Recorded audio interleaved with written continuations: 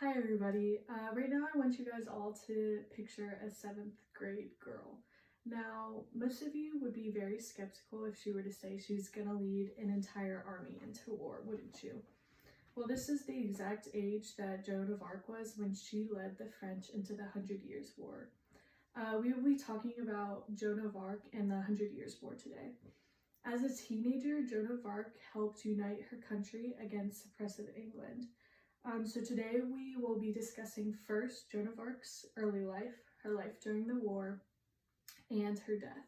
So let's get started with Joan of Arc's early life. She was born in 1412, right in the middle of the Hundred Years' War, which was a fight over the French monarchy between England and France. And by 1425, England had demolished the French military, but hope wasn't entirely lost for France because they had 13-year-old Joan of Arc. Now, at 13 years old, Joan of Arc began hearing these voices that were telling her to free the French from the English. Many women did hear voices at this time, so nobody really took her very seriously. 3 years later, at 16, Joan of Arc eventually left her small town to go find Charles, who was the soon-to-be king, and she convinced him to let her lead an army against the English. Now, an academic journal, which was published in the summer edition of Women's Study Quarterly, states that Joan of Arc heard the voices saying, "Daughter of God, go on, go on." So this sort of convinced Charles to let her go, but he wasn't very confident that she would be able to do anything, so he thought she would die quickly and allowed her to lead an army to Orleans, where Joan of Arc shocked the country with what she did next. So during the Hundred Years' War, the Objective Standard, a journal of culture and politics published September 1st, reports that Charles announced to the people of France that anyone who is willing to follow an untrained teenage girl would be allowed to do so. And much to his surprise, a lot of people actually did follow Joan of Arc. So Joan of Arc cut her hair and started dressing in men's armor. So her troops and her then started their trek to the city of Orleans. So after leading her army to the Battle of Orleans, the French were there being demoralized by the English, but Joan of Arc soon turned that around and was able to lead the French to victory. There she successfully liberated the city of Orleans from the British and because of this was given the name Maid of Orleans. The Objective Standard, published September 1st, 2019, even reflects that French soldiers flocked to her banner in great numbers, and people who previously critiqued her admitted that perhaps there was something to this small peasant girl.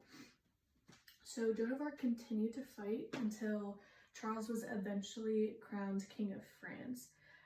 But this didn't exactly stop her cause. She continued to try and liberate French cities and towns, but this eventually led to her capture by the English. This leads us to our final point, which is Joan of Arc's death.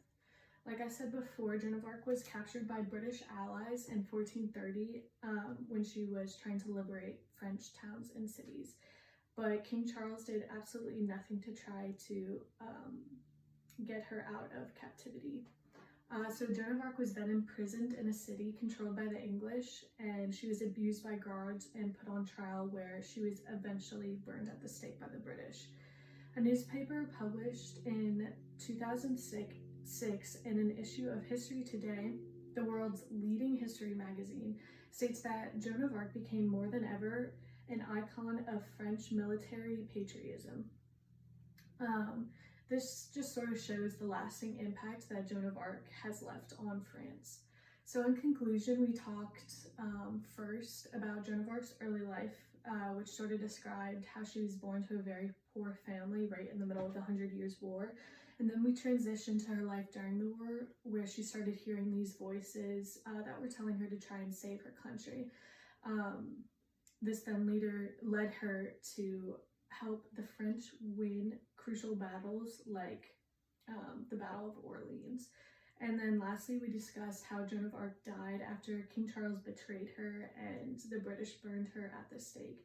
even after she helped him onto the throne. Today, Joan of Arc is seen as a French icon, so this just sort of concludes her lasting impact on the French, which is her massive effect on their patriotism and also on the feminism in France and the entire world today. Thank you for listening, and I hope you guys all have a great day.